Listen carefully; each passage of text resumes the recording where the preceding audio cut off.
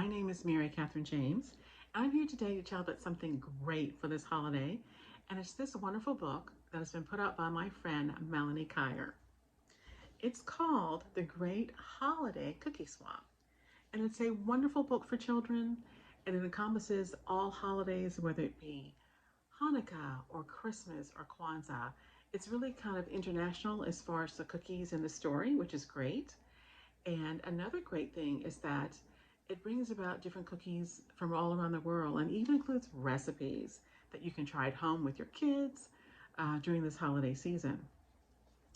One of the cookies that she talks about in the book is called the Benny Wafer, and that's one right here. And the Benny Wafer really has a lot of roots here in the Low Country, and that it first came over here from East Africa through Madagascar, through Western Africa when the slaves were brought here through the Middle Passage. And so when the Benny wafers got here, and just so you know, Benny is the Bantu word for sesame, so they're actually little sesame seeds. Once the sesame seeds made their way from Africa here to the South, they were planted all over in addition to other crops that were brought from Africa. But once the Benny wafer got here, bakers and different people here began to make them into different things. And probably the most popular things were the Benny wafers that are still around today, and also the Benny candy. I grew up eating Benny wafers. They used to be my favorite thing.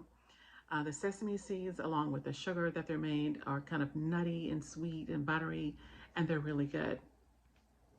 So we're going to talk a little about that as well as Kwanzaa, because I'm going to show you a craft based on the Benny wafer that you can make during Kwanzaa as part of your celebration. So that is going to be coming up, but I'll show you that in just a few minutes. Hi, we're going to talk a little bit about Kwanzaa. So this is going to be just a little bit of Black history. Now the word Kwanzaa is actually Swahili, and it is derived from a word that means harvest. And Kwanzaa usually begins on December the 26th, which is the day after Christmas, and it does last for a week. Now there are 7 guiding principles in Kwanzaa, and I'm going to read those to you to be sure that I get them all for you. These are the 7 guiding principles of Kwanzaa. The first is unity. Then there's self-determination. Then there's collective work and responsibility. And then there's cooperative economics, purpose, creativity, and faith. So when you have Kwanzaa, or when you celebrate Kwanzaa for those 7 nights for that week, you're actually going to be using something called a kinara, which is a candle holder. And I'm going to show you something. This is our kinara that our family has used for a couple of years. My father made this. He handmade this. He was into woodworking. So he handmade us a kinara many, many years ago. And so we've celebrated Kwanzaa a few times when I was a little girl. And we've used this special kinara that he made. So for each night of the week that you're lighting candles, you're going to be celebrating one of the 7 principles. So this is how the kinara is used. Now, as far as the history of Kwanzaa, it actually began back in 1966, and it was in response to the riots that took place in Watts in 1965 as a way to unify the Black community and bring it back together. So it is all about unity. And in addition to the principles, Kwanzaa also has 7 core symbols. Now, one of them is actually the corn, or the ear of corn. And that's why we're going to be making a corn pendant. And with the corn, what that symbolizes is really fertility, and that the hope of the future actually lies in our children as far as bringing our families together. So that is the significance of the corn in the corn pendant that we're going to be making. Now, I don't have regular corn, but I did go out and get some popcorn in the year 2020, and this is what we're going to be using to make our corn pendant. So that's going to be a lot of fun, so that's coming right up. Okay, so we're going to start making our corn pendant, and I've got all my ingredients assembled right here. I've got first my paper to protect my work surface, then I've got my corn, which I'll show you, and also my white glue and my top that I'm going to put everything in, as well as my ring. That's going to be what I'm going to use for the pendant. So I'm going to shift my camera down so you can actually see what I'm doing as I'm putting this together. Okay, so again, as I said, I've got my corn. This is my over red and bucker corn that came out of the popcorn bag. I've got that. Then I've got my white glue. I've got my ring, and this is actually what's going to be the pendant. This is like a bottle top ring, and I've attached my little piece of wire, and I made it a small loop because I think I'm going to make a necklace out of this one and wear it as a pendant. And then this is the top that everything is going to be made into, and it's going to sit overnight and kind of set for 24 hours.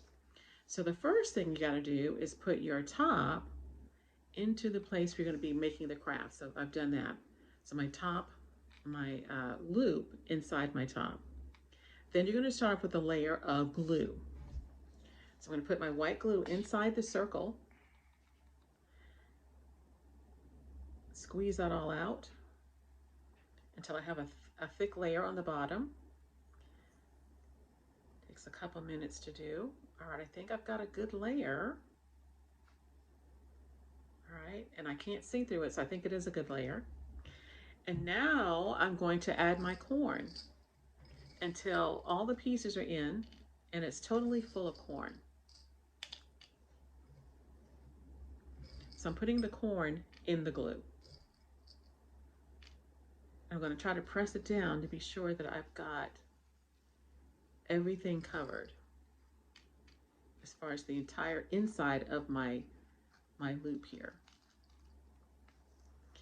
And I think I'm almost getting there, but maybe a few more kernels will help round that out.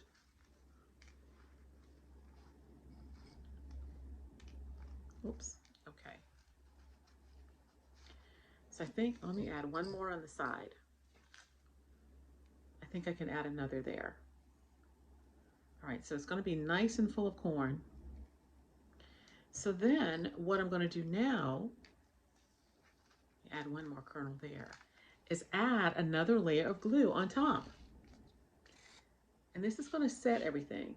And the glue is going to dry relatively clear so that once it dries, you'll just see the corn in my pendant. So I'm going to cover the corn with glue all the way to the edges. All right, there we go. Now this has to sit for 24 hours so it can dry and set overnight. Let me add a little bit more glue there so it's perfectly rounded. All right, and that's looking good. So what we're going to do now is let this sit overnight for 24 hours for it to dry. And then tomorrow I'll come back and take off the excess glue and lift it out here, and then we will finish off our pendant.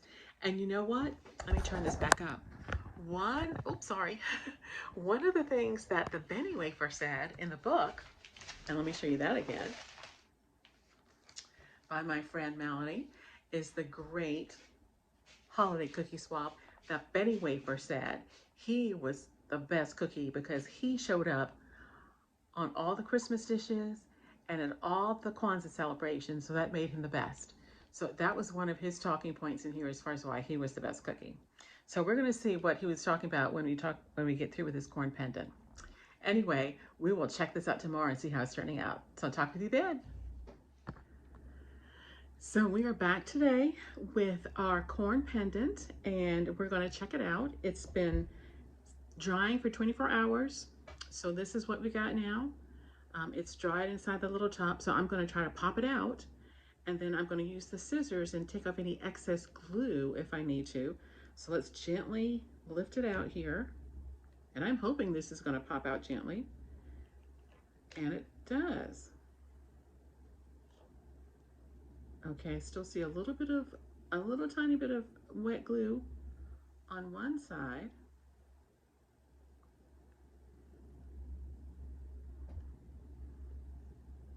But let's go ahead and take that off, the excess glue. Get a napkin here.